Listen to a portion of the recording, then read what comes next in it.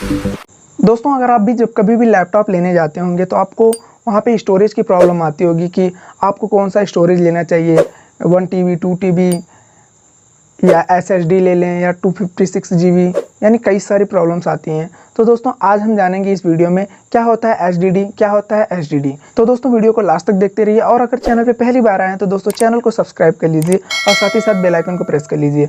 तो दोस्तों वीडियो को शुरू करते हैं।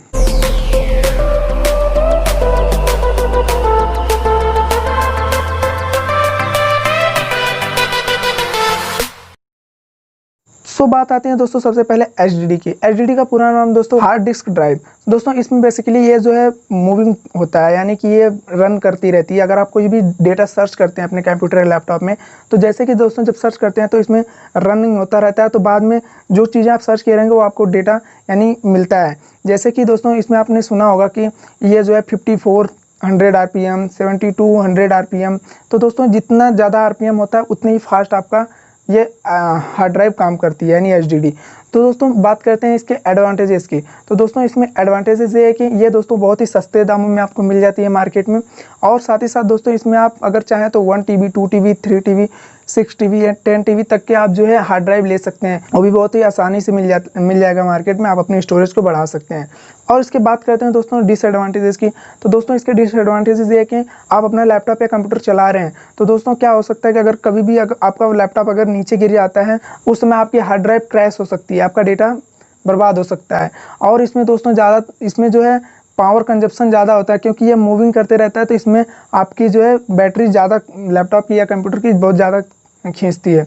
और साथ ही साथ बात करते हैं दोस्तों HDD की। तो HDD का फुल फॉर्म है दोस्तों सॉलिड स्टेट ड्राइव। इसमें दोस्तों आपको दोस्तों इसमें कोई मूविंग पार्ट नहीं होता, ये बहुत ही अच्छी ड्राइव होती है। इसकी स्पीड दोस्तों आपको HDD से 5-10 गुना बेटर मिल जाएगी। बहुत ही अच्छी ड्राइव होती है HDD। अगर आप कोडिंग या कुछ प्रोग्रामिंग या गेमिंग के लिए लेते हैं तो आपको HDD ड्राइव ज़रूर लेनी चाहिए, क्योंकि ये बहुत ही अच्छी ड्राइव होती है।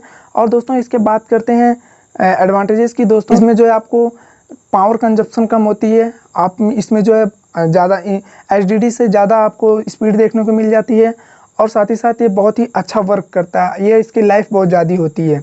और इसके डिसएडवांटेज की बात करें तो दोस्तों ये बहुत ही महंगी ड्राइव मिलती है। जहां आप 1 TB की हार्ड ड्राइव ले सकते हैं, आपको ये जो है HDD जो है 256 GB तक की मिलेगी, क्योंकि ये दोस्तों नई टेक्नोलॉजी है। तो अभी फ़िलहाल महंगी है और लेकिन बहुत ही अच्छा काम करती है। सो दोस्तों आपको यही प्रेफर करेंगे आप हमेशा HDD में अपने हार्ड ड्राइव को यानी स्टोरेज को लगवाएं। और साथ ही साथ दोस्तों इसके बात करें पावर कंजप्शन की, तो बहुत ही कम पावर कंजप्शन होता है, क्योंकि दोस्तों इसमें कोई मूविंग पार्ट नहीं है और ये बहुत ही आसानी से चलता रहता है। और आपका डेटा बहुत सेव रहता है, क्योंकि ये अगर बाई चांस गिर भी जाए तो आपका डेटा क्रैश नहीं होता, क्योंकि इसमें कोई मूविंग पार्ट नहीं है। सो दोस्तों ये होता है HDD के फ़ायदे। और साथ ही साथ दोस्तों बात हैं एक और ड्राइव की SSHD।